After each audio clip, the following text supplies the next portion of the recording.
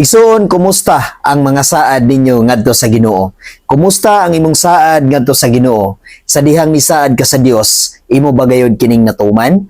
Imo bang nabuhat ang imong saad ngadto sa Ginoo? Sa dihang ikaw nanaad ngadto sa Dios, sa dihang ikaw giminyo, imo bang gituman ang imong saad ngadto sa Ginoo? Nga ikaw magpasidungog kaniya sa kanunay, nga imong amumahon ug imong dalahon ang imong pamilya ngadto sa Kristohanong pamaagi? Imo bang gisaad ug imo bang gikinabuhi nga ikaw moalagad kanunay ngadto sa Ginoo, isip imong pagdawat nga matinud-anon ngadto kaniya?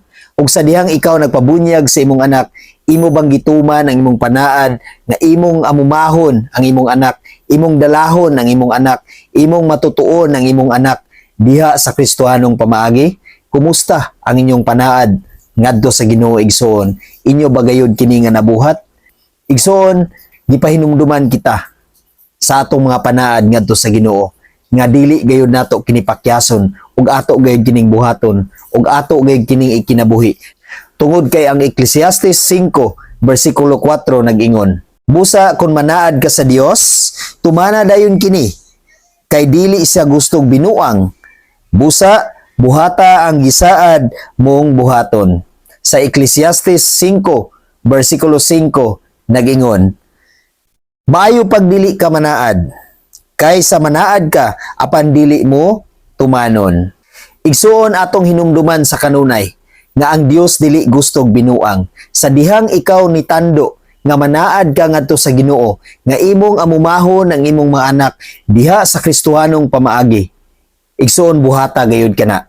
Kay ang Dios dili gusto og binuang, ug ang Dios masuko gayud kanimo kun dili nimo tumanon ang imong gisaad. Masuko gayud ang Dios, igsoon, kun dili nimo tumanon ang imong masaad ngadto kaniya. Sa dihang ikaw nikugos og laing bata, ikaw ni saad nga imo silang tambagan, imo silang giyahan, imo silang amumahon diha sa Kristohanong pamaagi, isip ikaduhang ginikanan. Imo ba kayud kanang nabuhat? Imo ba kanang na-advisean? Imo ba silang nasangyawan sa pulong sa Dios nga magkinabuhi sila nga matarong ug dili sila magkinabuhi nga kalibutanon? Igsuon, huna-hunaa ang imong panaad ngadto sa Ginoo. Hinumdumi, igsuon, nga ang Dios dili gustog binuang. Ingon ang Ecclesiastes 5 bersikulo 5 nga mas maayo pa og dili ka manaad kaysa manaad ka apan dili nimo buhaton. Tungod kay ang Ginoo, igsuon, dili mahimuot kanimo kung ikaw manaad apan wala nimo gibuhat. Ang gusto sa Dios, igsuon, nga kung unsa ang imong gisaad ngadto kaniya, kung giunsa nimo pagdawat si Kristo sa imong kinabuhi, sa dihang ikaw nanaad ngadto kaniya, sa dihang ikaw nakigiusa ngadto sa Ginoo, sa dihang ikaw nakigiusa ngadto sa imong kapartner, kauban ang panaad ngadto sa Ginoo, kauban ang imong gugma ngadto sa Ginoo, imo ba kanang gituman nga mga panaad?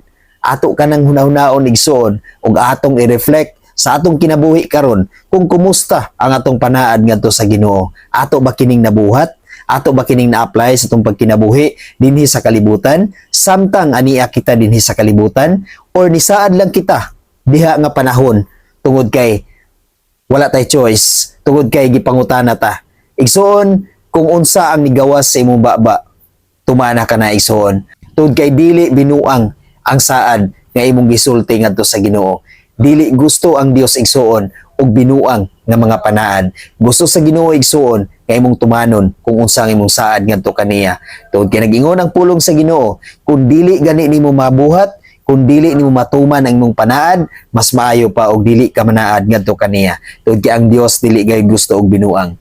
Gipahinumduman kita, igsuon, sa Ecclesiastes 5 bersikulo 4 hangtod sa 5. Nga angay nato nga hinumduman kung unsa nga atong nga saad ngadto sa Ginoo. Kung ato ba gayud kining natuman o wala. Kung wala, igsuon, buhata ang imong saad ngadto kaniya.